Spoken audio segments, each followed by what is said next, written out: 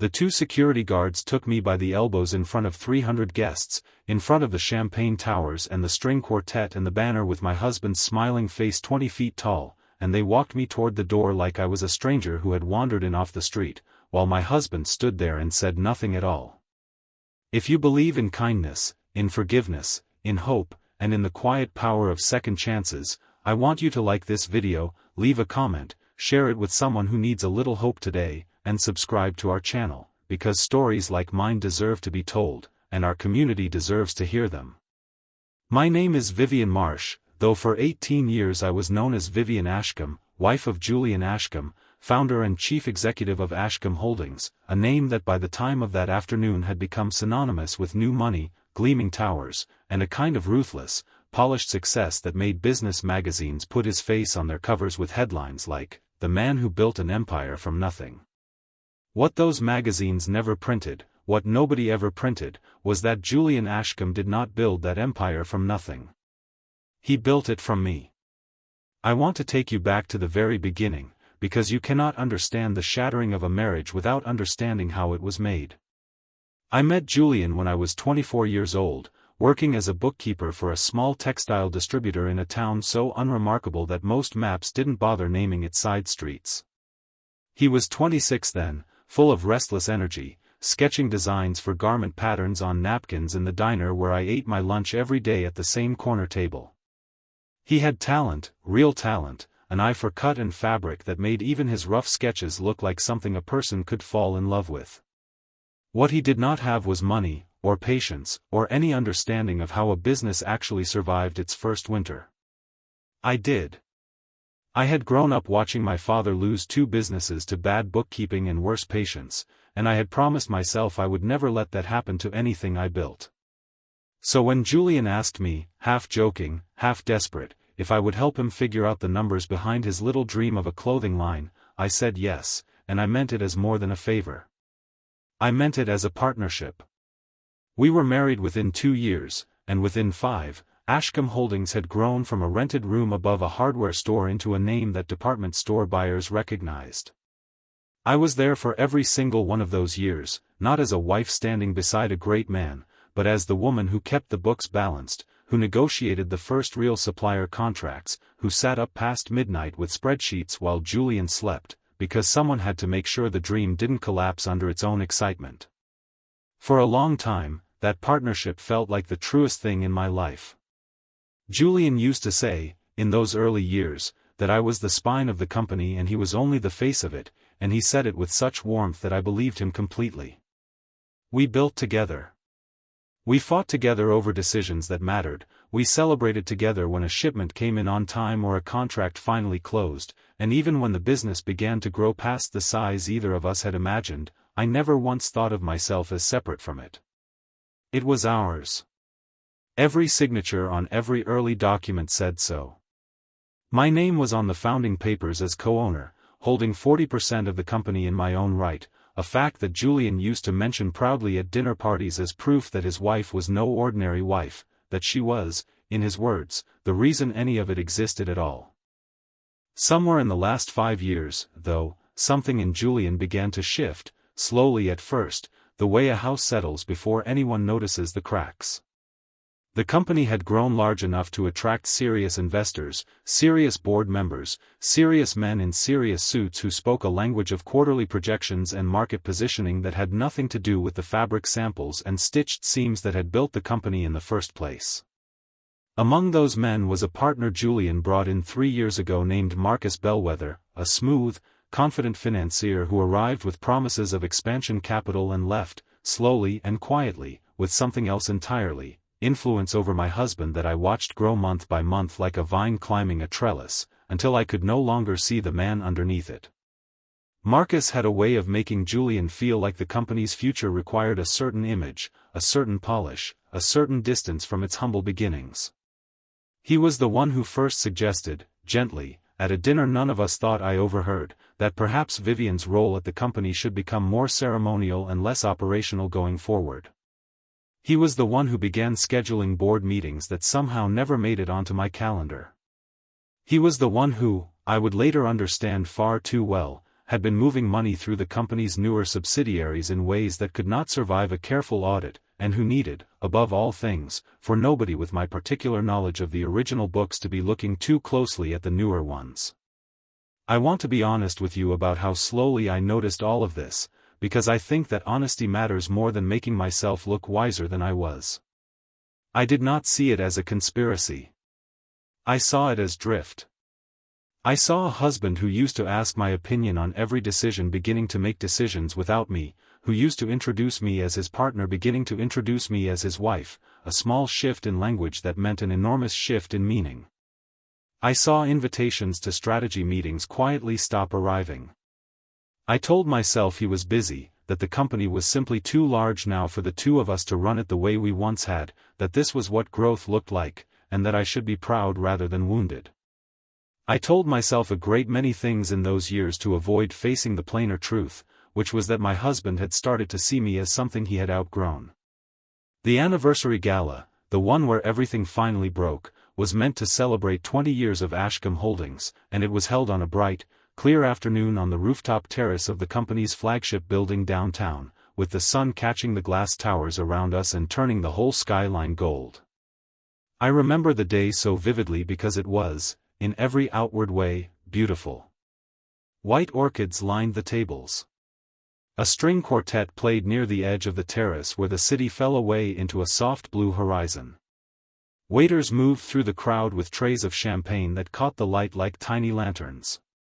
Julian stood near the podium in a tailored charcoal suit, shaking hands, laughing at jokes I couldn't hear, glowing with the particular light of a man who believes, in that moment, that he has arrived exactly where he was always meant to be. I had chosen my dress carefully that morning, a deep emerald green that Julian had once told me, years ago, was his favorite color on me, back when he still noticed things like that. I had rehearsed a small toast in the car on the way over, a few warm sentences about 20 years of partnership, about how far we had come from that rented room above the hardware store, about gratitude and family and the long road behind us. I did not know, as I stepped out of that car and walked toward the terrace with the wind catching the hem of my dress, that I would not get the chance to say a single word of it. The trouble began an hour into the party, when I noticed Marcus Bellwether speaking too quietly, too intently, with a man I recognized as the lead auditor from one of the company's newest investment partners. I had spent enough years around company finances to recognize the particular tension in that kind of conversation, the careful, controlled body language of two people discussing something they very much did not want anyone else to overhear. My instincts, honed by 2 decades of keeping this company's books honest, told me something was wrong, and I made the mistake, if you can call honesty a mistake, of walking over and asking, in a friendly enough tone, what the two of them were discussing so seriously on such a happy day. Marcus's face did something I had never seen it do before. It went perfectly still, the way a pond goes still right before a stone breaks its surface, and then he smiled the particular smile of a man who has just decided how he is going to handle a problem. He said, lightly enough for anyone nearby to hear but pointed enough for me to feel the blade underneath it, that perhaps this was not the best day for Vivian to concern herself with financial matters, that today was a celebration, and that the company's operational details were, as they had been for some time now, no longer really her department. I felt heat rise up my neck, not from embarrassment but from the particular fury of being dismissed in front of a stranger for asking a perfectly reasonable question in a company I had built with my own 2 hands. I did what I have always done when I sense something is wrong. I did not shout. I did not create a scene. I simply said, calmly, that as a founding partner and 40% owner of this company, financial matters were very much still my department, and that I would appreciate knowing exactly what the two of them had been discussing so quietly. It was a fair thing to say. It was, in fact, the exact kind of thing I had said 1,000 times over 20 years, the plain, steady voice of someone whose job it had always been to make sure nothing in this company went unaccounted for. But this time, instead of an answer, I got silence, and then I got Julian, walking toward us with a look on his face I had never once seen him wear in 18 years of marriage, a look that was not anger exactly, but something colder, something that had clearly already made a decision before he even reached us. He asked Marcus, not me, what was happening. Marcus told him, with the particular gentleness of a man delivering bad news he has secretly wanted to deliver for a long time, that Vivian was becoming agitated and making a scene in front of an important investor, that perhaps it would be best, for the sake of the day, if she stepped away and had some time to calm down. I remember staring at my husband's face in that moment, waiting for the man I had married to appear, waiting for him to laugh it off, to put his arm around me, to say something like, "That's my wife, she built half this company, let her ask whatever she wants." I waited for the Julian who used to fall asleep beside spreadsheets at 2 in the morning because he trusted my judgment more than anyone else's in the world. That Julian did not appear. Instead, the man standing in front of me, wearing his charcoal suit and his 20-year anniversary smile, turned to the 2 security guards stationed near the terrace entrance and said, in a voice loud enough that the string quartet actually faltered mid-note, that Mrs. Ashcombe would be leaving now, and that they should please escort her out. I want you to understand what that moment felt like, because I think everyone watching this has, in some form, felt the particular horror of being made small by someone who was supposed to be your safest place in the world. It was not simply humiliation. It was the sensation of an entire life quietly collapsing in real time, of 20 years of partnership being erased in front of 300 witnesses by 5 words spoken in a voice I did not recognize. The guards, to their credit, looked uncomfortable, glancing at each other as if hoping the other might refuse the order first, but a directive from the chief executive at his own company's anniversary party is not the kind of thing security staff are trained to argue with, and so, gently but firmly, they each took one of my elbows, and they began walking me toward the elevator while 300 guests, some horrified, some fascinated, watched the wife of Julian Ashcombe being removed from the party celebrating the very company she had helped build from a rented room above a hardware store 2 decades earlier. I did not cry. I want to be honest with you about that, because I think it surprised even me. Somewhere underneath the shock, a very old, very steady part of me, the same part that had balanced impossible ledgers at midnight and negotiated with suppliers who thought a young woman couldn't be taken seriously, simply took over. I straightened my spine. I did not fight the guards. I looked, briefly, at Julian, and I saw, in the half-second before he turned away, something flicker across his face that might have been doubt, or might have been the last dying ember of the man I had married, but he turned away before I could be sure, and I let the guards walk me to the elevator without another word. If you are still with me, and I hope you are, because this story is far from over, I want to ask you to take a moment right now and imagine what it feels like to walk out of a building you helped build, past a banner with your husband's face on it 20 feet tall, into an afternoon so bright and ordinary that the sun did not care at all what had just happened to you. I stood on the sidewalk outside that glass tower in my emerald dress, and I did the only thing that felt true in that moment. I called an old friend, a woman named Charlotte Sinclair, who had known me since before I met Julian, who had watched this marriage from its very first year, and who happened, as it turned out, to be one of the largest outside investors in Ashcombe Holdings. Charlotte and I had stayed close over the years in a quiet, undemonstrative way, the kind of friendship that does not require constant contact to remain real. She had put her own money into the company back when it was still small enough to be a risk, largely, she had told me once, because she trusted my judgment more than Julian's, and she had structured her investment, at my gentle suggestion years ago, with a clause that tied a portion of her continued confidence and capital to my remaining an active officer of the company with signing authority over certain financial disclosures. It had seemed, at the time, like a small technical detail, the kind of protective clause any careful investor and any careful co-founder would want in place. Neither Charlotte nor I had ever imagined it would matter the way it was about to matter that afternoon. I called her not to complain, not even really to explain what had happened, but because some instinct told me that whatever Marcus Bellwether and that quiet auditor had been discussing on the terrace was the kind of thing Charlotte, as a major investor, deserved to know about immediately. I told her what I had overheard, what little of it I understood, the tense body language, the careful, guarded tone, the way Marcus had moved to silence me the moment I asked a simple question. I told her I no longer had confidence that the newer subsidiary accounts, the ones I had been quietly shut out of over the past year, were being handled honestly. And then, almost as an afterthought, because it still did not feel like the most important thing that had happened to me that day, I told her that Julian had just had security remove me from our own company's anniversary party. There was a long silence on the other end of the line, and then Charlotte said something I will never forget. She said that she had been hearing rumblings for weeks from other investors about irregularities in the newer subsidiary filings, rumblings that everyone had been too polite or too invested to say out loud, and that the one thing that had kept her confidence steady through all of it was the fact that Vivian Ashcombe was still listed as a co-signing officer with access to the underlying accounts, because everyone who had ever worked with me knew I would never let anything crooked slide past me unnoticed. She asked me, very carefully, whether I was still, at that exact moment, an active signing officer of the company. I told her I honestly did not know anymore, that I had not seen the internal paperwork in months, that for all I knew, I had been quietly removed from those systems the same way I had been quietly removed from meetings and calendars and conversations for the better part of a year.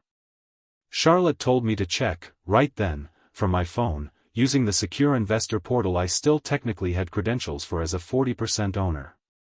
And so I stood there on that sunny sidewalk, still in my emerald dress, the noise of the party fading behind glass doors I had just been walked through by security, and I opened the portal on my phone with hands that were, I will admit, shaking slightly despite my earlier calm. What I found confirmed something worse than either of us had feared. Not only was I still, technically, listed as a required co-signing officer on several of the newer subsidiary accounts that Marcus Bellwether had been quietly funneling money through under classifications that did not match their actual use, but a major refinancing agreement tied to the company's upcoming public offering, an agreement worth hundreds of millions of dollars and scheduled to finalize that very afternoon, required my signature and my signature alone to legally close.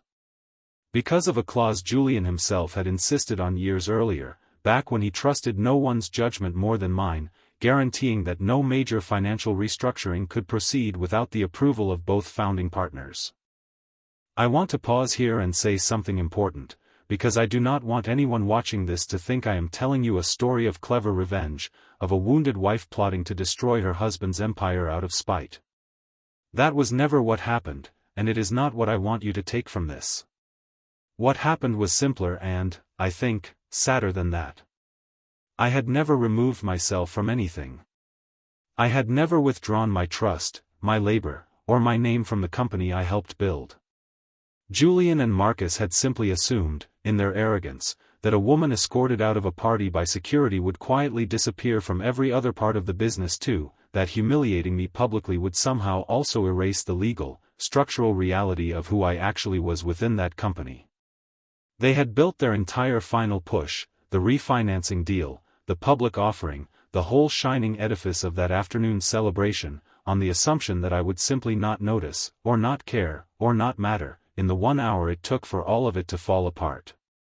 I did not sign that refinancing agreement that afternoon, and I want you to understand that this was not an act of sabotage on my part. I simply did what any responsible co-signing officer would do when they discover, an hour before a major transaction is set to close, that the underlying accounts show unexplained irregularities and that the person overseeing them has just tried very hard to prevent anyone from asking questions about it. I called the company's outside legal counsel, a woman named Dorothea Finch who had handled Ashcombe Holdings' contracts since almost the beginning and who, like Charlotte, had always trusted my judgment implicitly. I told her what I had seen, what I suspected, and what I was not willing to sign my name to until someone could explain the discrepancies to my satisfaction. Dorothea, bound by her own professional obligations once irregularities were formally raised by a company officer, had no choice but to pause the transaction and notify the board immediately.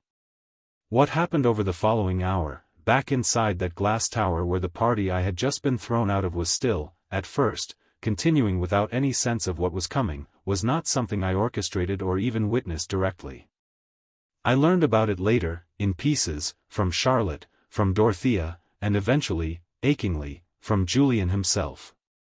The refinancing deal, the one meant to fund the public offering that would have made Julian a billionaire on paper and cemented Ashcombe Holdings as one of the fastest-growing companies in the country, could not close without my signature, and the moment word reached the investment bank's representatives on site at the party that the deal was being paused pending review of the subsidiary accounts, a very particular kind of panic began, quiet and controlled at first, the panic of powerful people trying very hard not to look panicked in public. Charlotte, for her part, did not wait quietly. She had spent 3 years hearing polite reassurances about those subsidiary accounts, and the moment I confirmed her worst suspicions, she picked up the phone and called 2 other major investors she had long suspected shared her unease, both of whom, it turned out, had been sitting on the same quiet doubts for months, each one waiting for someone else to be brave enough to speak first. Within 30 minutes of my leaving that rooftop terrace, 3 of the company's largest outside investors, representing a combined stake worth more than Julian's own remaining shares, had formally requested an emergency audit of the subsidiary accounts before any further transactions could proceed, a request that, under the company's own bylaws, the ones Julian and I had written together at a kitchen table 20 years earlier, could not be refused or delayed by the chief executive alone. I do not know exactly what the atmosphere on that rooftop terrace was like as these calls began landing on phones throughout the party, as the smiling faces of board members and bankers began, one by one, to tighten with the particular strain of people realizing that the celebration they were standing inside of might be built on a foundation far less solid than they had believed. I know only that within the hour, Julian's assistant, a kind young woman named Priscilla who had always treated me with genuine warmth even as others in the company had begun to treat me like a ghost, called me in tears to ask if I knew what was happening, because the party had ended abruptly. Security had escorted several of the bank representatives out through a side entrance to avoid the press cameras still stationed at the front of the building, and Julian had locked himself in his office and would not speak to anyone, including her. I learned later, from Dorothea, the full shape of what the emergency audit eventually uncovered, though it took several weeks of careful forensic accounting to lay it all out clearly. Marcus Bellwether, over the previous 18 months, had been systematically diverting funds from 3 of the company's newer subsidiaries into a network of shell entities under his own indirect control, funds that were meant to be building the very infrastructure the public offering was supposed to fund. He had been counting, it seemed, on the offering closing before anyone looked closely enough to notice the gap between what the books claimed and what actually existed, and he had spent considerable effort over the past year ensuring that the one person with both the knowledge and the authority to notice, the one person who had built the company's original accounting systems with her own hands and who could read a discrepancy in a balance sheet the way other people read a stop sign, was pushed further and further from any position where she might actually look. He had, I came to understand, genuinely believed that publicly humiliating me at the anniversary party, using Julian's authority to have me removed in front of investors and press, would be the final, decisive move that severed me from the company entirely, both in perception and in practice, clearing the way for the refinancing deal to close without any risk of my interference. What he had not understood, what neither he nor Julian had bothered to check, was that humiliation is not the same as removal, that you cannot erase 20 years of legal partnership with a gesture, however cruel, and that the very woman he was trying to push out the door still held, quite literally, the signature the entire deal depended on. I want to tell you honestly that in the hours after I learned what Marcus had been doing, I did not feel triumphant. I felt, more than anything, a deep and exhausted grief, the particular grief of watching something you built with your own hands and your own years be revealed as rotten in places you never wanted to look. I grieved for the company itself, for the young designers and the warehouse workers and the small suppliers who had trusted Ashcombe Holdings with their own livelihoods, none of whom had done anything wrong and all of whom now faced an uncertain future because of decisions made far above their heads. And I grieved, more quietly, more privately, for Julian, for the boy who used to sketch designs on diner napkins with such hopeful, hungry eyes, who I could not quite reconcile with the man who had stood on that terrace an hour earlier and let security walk his wife out the door without saying a single word in her defense. The public collapse, when it came fast and came hard, the way these things always do once the first crack becomes visible to everyone at once. Within that same evening, word of the paused refinancing deal and the emergency investor audit had reached financial reporters, several of whom had, I later learned, already been quietly investigating rumors about Ashcombe Holdings' newer subsidiaries for weeks without enough evidence to publish anything. The moment the audit request became public record, filed as it had to be under securities regulations, those reporters had more than enough to run with, and by the next morning, headlines that had once celebrated Julian as a visionary who built an empire from nothing were instead asking pointed questions about where, exactly, hundreds of millions of dollars in subsidiary funding had actually gone. The company's stock, for what publicly traded shares existed ahead of the offering, fell by more than 60% within 2 trading days. The public offering itself, the crown jewel of that anniversary celebration, was indefinitely postponed and eventually cancelled outright once the scale of Marcus Bellwether's diversions became clear. Marcus himself disappeared from public view within 48 hours, resigning his position in a 2-line statement before regulators could formally freeze his assets, though I understand from Dorothea that the investigation into his conduct continued for a long time afterward, well beyond anything I was directly involved in or need to describe here. And Julian, the man whose face had smiled down from a 20-foot banner just 1 day earlier, found himself, within the space of a single week, facing shareholder lawsuits, board investigations into his own oversight failures, and the particular, specific loneliness of a man who built his identity entirely around being unstoppable, discovering all at once that he was not. I did not seek any of this out as revenge, and I want to say that plainly and clearly, because I know how tempting it is, when telling a story like this, to shape it into something satisfying, a wronged woman watching her enemies burn. That is not what this was, and it is not what I felt watching it unfold.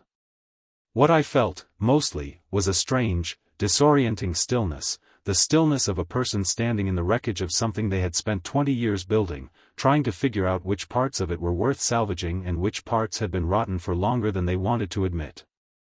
Julian called me 4 days after the party, for days of silence during which I had stayed with Charlotte, unable quite yet to face the empty rooms of the house we had shared for so long. When I answered, his voice sounded nothing like the voice that had ordered security to remove me from the terrace. It sounded small, and tired, and very much like the voice of the boy from the diner, the one who used to ask me, half joking and half desperate, whether I thought his dream had any chance at all of surviving its first winter. He asked if he could see me. He did not ask to explain himself, or defend himself, which surprised me more than almost anything else that had happened that week. He simply asked to see me, and something in the plainness of that request made me say yes.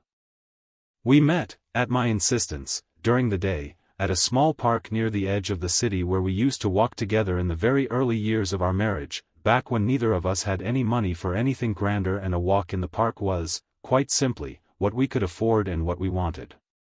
He looked older than he had a week earlier, which I know is not possible in any literal sense, but grief and shame have a way of aging a person's face faster than time ever could. He sat down on the bench across from me, and for a long while, he did not say anything at all, and I did not fill the silence for him, because I had learned, over the previous 4 days, that I no longer felt any obligation to make things easier for a man who had let his own silence do so much damage to me. When he finally spoke, he did not try to explain away what he had done.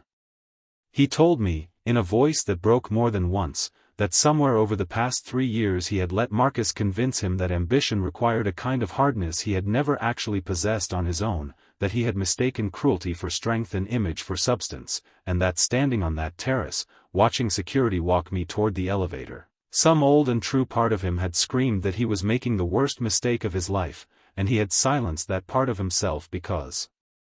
he was too afraid, too proud, too deep into a version of himself he no longer recognized, to admit in front of 300 guests that his wife had been right and his new partner had been wrong. He told me that in the days since, forced finally to sit with the full wreckage of what Marcus had actually done, what he himself had failed to notice or had chosen not to notice, he had understood with a clarity that frightened him how completely he had let go of the one person who had never, in 20 years, given him a single reason to doubt her judgment or her loyalty. I did not forgive him in that conversation, and I want to be honest with you about that too, because I think real forgiveness, the kind worth having, cannot be rushed into existence simply because someone finally says the right words after doing enormous harm. I told him that I believed he was sorry, and I told him that his sorrow, however genuine, did not undo the hour I had spent standing on a sidewalk in my anniversary dress while a party celebrating 20 years of my own work continued without me inside a building I had helped build. I told him that trust, once broken in front of 300 witnesses, does not simply reassemble itself because the person who broke it has now lost everything else that made him feel safe enough to be cruel. I told him I needed time, real time, not a symbolic gesture of it, and he nodded, and he did not argue, which itself told me something had genuinely shifted in him, because the Julian of a year earlier would have argued, would have pushed, would have wanted the comfort of instant absolution more than he wanted to actually earn it. The months that followed were not easy, and I do not want to make them sound easier in the retelling than they actually were. The company, what remained of it after the collapse, went through a long and painful restructuring, with much of Marcus Bellwether's damage requiring years rather than months to fully untangle. Many good employees lost their jobs in the downsizing that followed, a fact that still weighs on me more than almost anything else, and I spent a great deal of that difficult year working alongside Charlotte and Dorothea, not as Julian's wife but as a 40% owner determined to salvage what could honestly be salvaged for the people who had trusted the company with their livelihoods and had done nothing to deserve losing them. Julian, for his part, resigned as chief executive within weeks of the collapse, not because the board forced him to, though they likely would have, but because he told me, with a kind of humility I had never once heard from him in 18 years of marriage, that he did not trust himself yet to lead anything, and that the company deserved better than a man still learning how to see his own blind spots. He spent that year, as far as I could observe from the careful distance I kept, doing something I do not think I had ever seen him do before. He sat still. He stopped chasing the next headline, the next expansion, the next grand gesture meant to prove something to people who had never actually mattered as much as he believed they did. He went, twice a week, to see a therapist, a decision that surprised me more than almost anything else in that whole difficult year, because the Julian I had married would have considered that kind of vulnerability a weakness beneath him. He spent time, real unhurried time, with our daughter Freya, who was 19 that year and had watched the collapse of her father's empire play out across every news outlet with the particular pain of a young person realizing her parent is not the invincible figure she had always assumed him to be.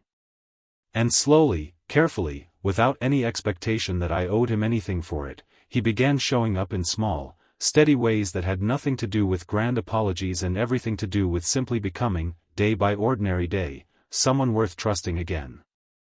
I want to pause here, because I think this is the part of the story that matters most, and I want to ask you, if this story has touched you at all so far, to think for a moment about what it actually means to rebuild trust after it has been shattered in public, in front of everyone who ever mattered to you.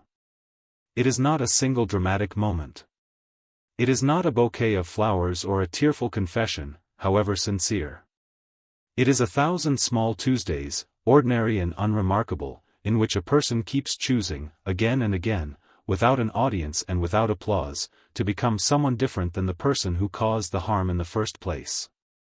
That is what Julian did, slowly, over the better part of 2 years, and I want you to know that I watched it happen with real skepticism, with the guarded eyes of a woman who had once trusted completely and had learned, the hard way, what happens when trust is placed carelessly. If this story is touching something in you, I want to ask you to leave a comment below and tell me about a time you had to decide whether someone truly deserved a second chance, or a time someone gave you one you were not sure you deserved, because I believe these stories, shared honestly, are how we remind each other that forgiveness is possible even after real harm, without ever pretending that harm did not happen.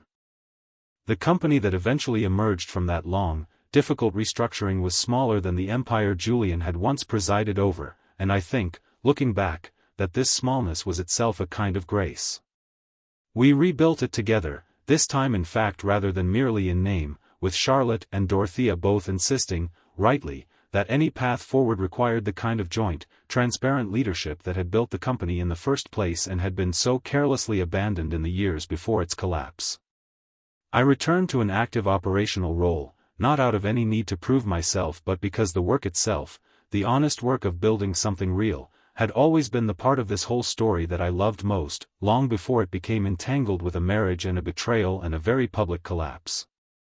Julian returned eventually too, not as sole chief executive but as co-lead alongside me, a title that would have offended his pride enormously 3 years earlier and that he now wore, I think, with something closer to gratitude than he had ever shown for any title before. Freya, watching all of this unfold across the most formative years of her early adulthood, told me once, on a quiet afternoon much like the one on which this whole story began, that she had learned something from watching her parents fall apart and slowly, imperfectly, find their way back to each other that she did not think she could have learned any other way, that people are not fixed, that a person who fails you badly is not necessarily a person incapable of becoming someone better, but that becoming better is never handed out freely, it is earned through years of unglamorous, unwitnessed effort, and that the people who deserve our trust again are the ones willing to do that work without demanding credit for it along the way. I think about that anniversary party often, more often than I expected I would, given how much time has passed since that afternoon. I think about the version of myself standing on that terrace in her emerald dress, blindsided by a cruelty she never saw coming from the one person who had promised, so long ago, to always stand beside her.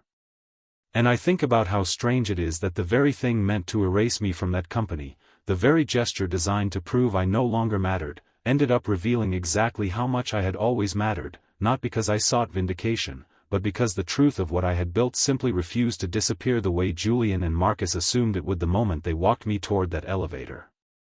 I do not tell you this story to celebrate an empire's collapse, or to suggest that public humiliation is ever something to wish upon another person, however deserved it might feel in the moment. I tell you this story because I think it holds something true about the difference between the things we build with love and the things we build with fear, and about how quickly the second kind can crumble the moment someone finally has the courage to stop pretending not to notice the cracks. I tell you this story because I want you to know that being cast aside, publicly, painfully, by someone who was supposed to protect you, does not have to be the end of your worth, and that sometimes the very people who tried hardest to make you small are the ones who, in the end, discovered just how impossible that ever truly was. If this story touched your heart even a little, please take a moment to like this video, leave a meaningful comment about the lesson that stayed with you, share it with someone who might need a little hope today, and subscribe to our channel so you never miss another story like this one. We believe, in our community, that people can change, that empires built on cruelty rarely last, and that the quiet, steady people who hold everything together are so often the ones who deserve to be seen the most.